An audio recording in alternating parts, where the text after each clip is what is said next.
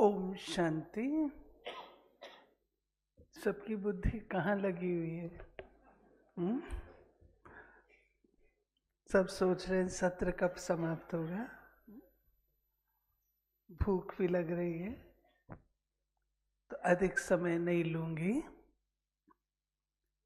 ये एक बहुत ही इम्पोर्टेंट सब्जेक्ट है जिसको समझना और उसे जीवन में धारण करना बहुत ही आवश्यक है। योग के माध्यम से हम परमात्मा को याद करते हैं। योग वो साधन और विधि है जिससे मन और बुद्धि परमात्मा में टिकती है। लेकिन जब योग शब्द का उपयोग करते हैं, कई बार भाई बहनें इसको बहुत डिफिकल्ट समझते हैं। यहां पर हमारे फाउंडर ने हमें ये सिखलाया, योग का सिंपल अर्थ अगर हम लें, शब्द के अनुसार, संधि विच्छेद के अनुसार नहीं, मैं कह रही हूं व्यवहारिक रूप से, धारणा के रूप से, योग का सिंपल अर्थ है याद, परमात्मा की याद। यही हम चाहते हैं, स्मृति स्वरूप रहें, परमात्मा की याद बसे, परमात्मा की ओर हमारे कदम उठें, परमात्मा से हम शक्ति प्राप्त कर सकें, यही तो चाहते हैं। अब याद कैसे आएगी?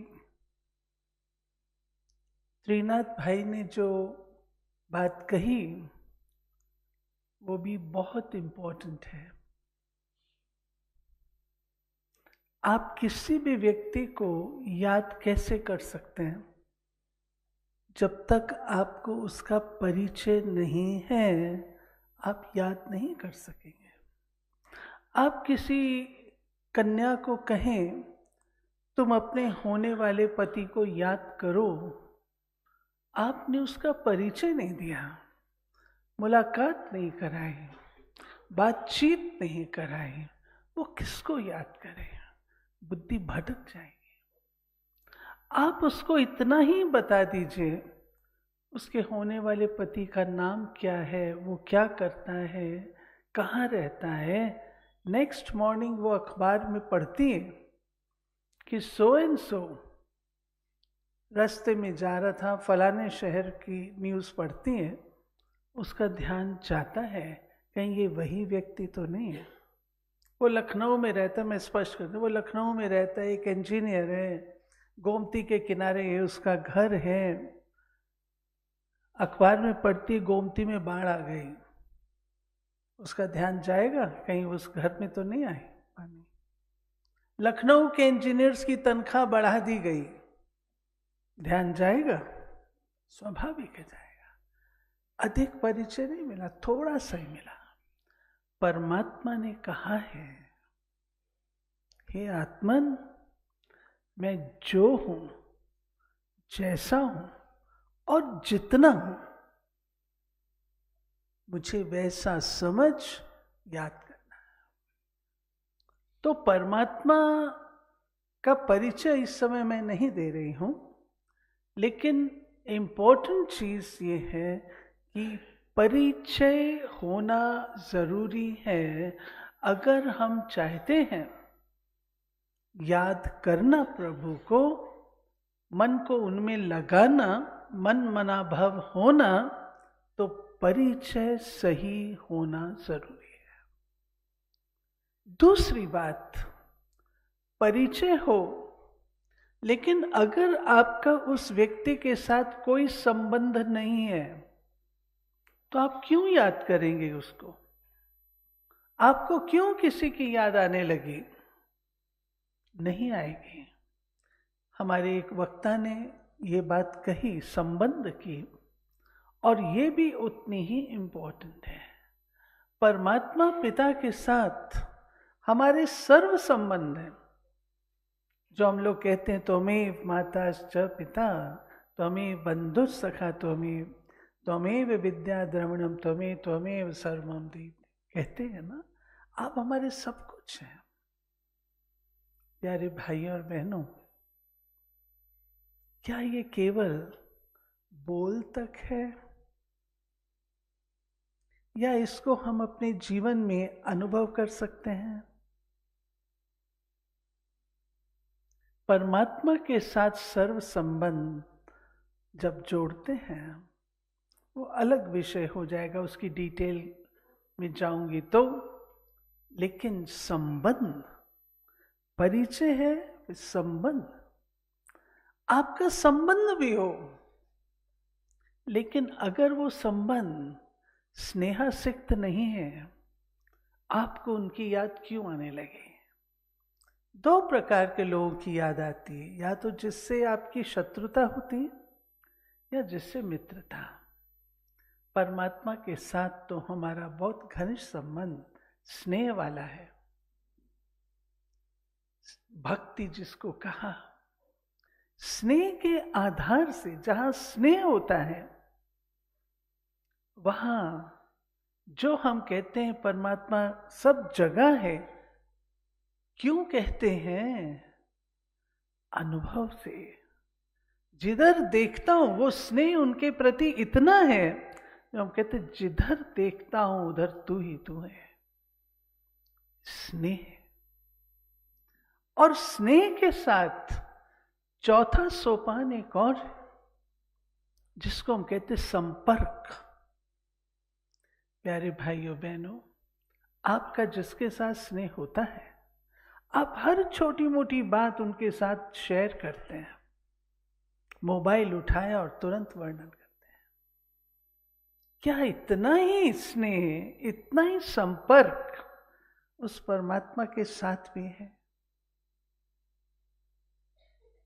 तुरंत वो याद आए, बार बार वो याद आए, और जब संपर्क भी रहेगा तो स्मृति उनकी बनी रहेगी। तब परिचय, संबंध, स्नेह, उसके साथ संपर्क, और फिर स्मृति स्वरूप। इसे याद करना है। मैं कौन हूं? जो हमारे वक्ताओं ने कहा, मैं आत्मा हूं और वो परमात्मा है। आत्मा में शक्ति, सिद्धि केवल स्वचिंतन से नहीं होगी। मैं जो हूं, जैसी हूं, बारंबार उस चीज को अगर याद कर रही हूं, उससे प्राप्ति नहीं है। जब तक बुद्धि परमात्मा में नहीं लगी है, जो सर्वोच्च, सर्वोपरि है, सर्वशक्तिवान, सर्वमान्य है, जब तक उनके साथ बुद्धि का योग नहीं है, तो शक्ति कहां से आएगी? कहां से आएगी? राजयोग के अभ्यास से। हमारे भाई ने कहा, महामंडलेश्वर अभिषेक जी ने कहा, 18 प्रकार के योग, वैरायटी प्रकार की जो हम लोग प्रभु स्मृति करते हैं, उसमें ज्ञान भी है, उसमें स्नेह भी है, उसमें भावना भी है, आदि आदि सब उस चीज में समाई हुई है। राजयोग जो परमात्मा सिखाते हैं, हमें स्वराज अधिकारी बनाते हैं। आज सवेरे हमें जो लेसन मिला, उसमें 2 चीजें थी, एक स्वचिंतन और दूसरा स्वाध्याय। दोनों ही अनिवार्य है। हम स्वचिंतन करते हैं कि मैं आत्मा हूं और शुद्ध आत्मा हूं, पवित्र आत्मा हूं, मैं प्रभु की संतान, शुद्ध और पवित्र हूं।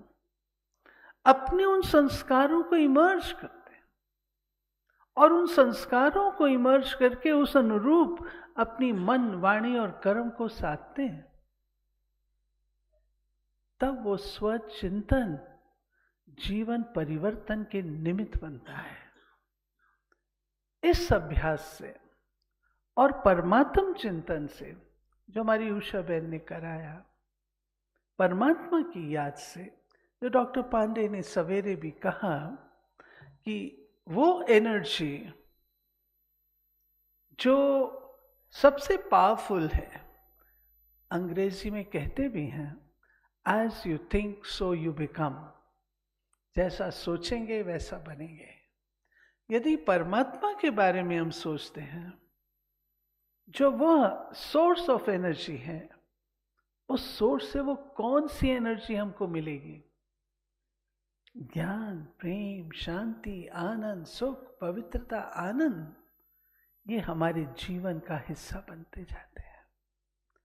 और सिद्धि यही है, इस शक्ति से प्यारे भाइयों बहनों, हम कर्मेंद्रिय जीत बनते हैं, माया जीत बनते हैं। माया धन को नहीं कह रहे, हमारे यहां माया 5 विकारों को कहा जाता है। माया प्रभु के लीला को नहीं कह रहे, लेकिन 5 विकार, काम, क्रोध, लोभ, मोह, अहंकार, और आगे बढ़ा लीजिए, लाइन लंबी है, आलस्य, ईर्ष्या, द्वेष, वैमनस्य, घृणा, भय आदि आदि, इनके ऊपर विजय प्राप्त कर सकते हैं। तीसरी चीज जिसको हम कहते हैं प्रकृति जीत, प्रकृति के 2-3 अर्थ जो मैं समझती हूँ, जानती हूँ। अपने स्वभाव पर भी विजय, दूसरे की प्रकृति, दूसरे के स्वभाव पर भी विजय, जिसके लिए आता है निंदा, स्तुति, मान, अपमान, लाभ, हानि, सब में समान। वो शक्ति कहां से आएगी? साधना, साधना से। राजयोग व्यवहारिक जीवन का ज्ञान है। राजयोग हमारे कर्मों में एक्सीलेंस लाता है। मुझे याद आता है, हम छोटे बच्चे होते थे, माउंट आबू जाते थे, और पिताश्री जी फाउंडर हमारे स्कूल का रिकॉर्ड पूछते थे, रिपोर्ट पूछते थे, और अगर किसी सब्जेक्ट में नंबर थोड़े कम होते थे तो वो ध्यान खिंचाते थे, आप योगी हो, योगी आत्मा के नंबर हमेशा बढ़ते हुए होने चाहिए, घटते हुए नहीं। जरूर तुम बाबा को याद नहीं करते हो, परमात्मा को याद नहीं करते हो, अटेंशन दिलाते थे।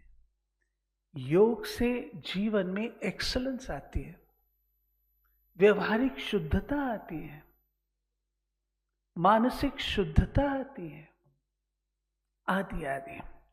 और प्रकृति जीत के पश्चात, जिसको हम कहें विश्व जीत, हे अर्जुन, मैं तुम्हें राजाओं का राजा बनाता हूं। राजाओं का राजा क्या?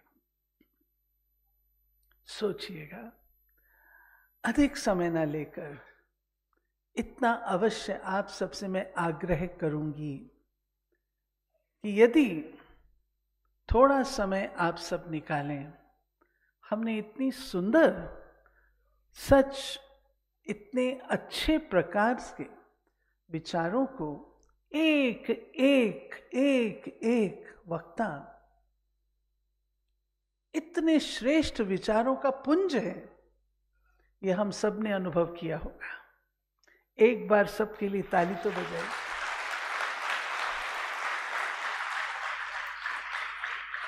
और कितना एक वक्ता दूसरे को सुनता है, उससे लगी हुई जो बात कनेक्टेड होती, उसको उभार के लाता है। आज सुनने में भी आनंद आ रहा था। ऐसा समय, ऐसा अवसर प्यारे भाइयों बहनों सबको नहीं मिला करता। आप महान सौभाग्यशाली हैं जिन्होंने इस अवसर को पाए। मैं यही चाहूंगी कि पुनः हमारे आदरणीय बृजमोहन भाई और हमारे सब संत वृंद मिलकर के पुनः फिर कभी ऐसा मौका बनाएं जबकि सभा इतने श्रेष्ठ विचारों से सराबोर हो सके और लाभ ले सके, और जो राज्यों की विधि है उसको भी सीखने का, जो नए हैं मैं कहूँगी थोड़ा सीखने का यदि प्रयत्न करेंगे तो अवश्य लाभ मिलेगा। Thank you. ओम शांति।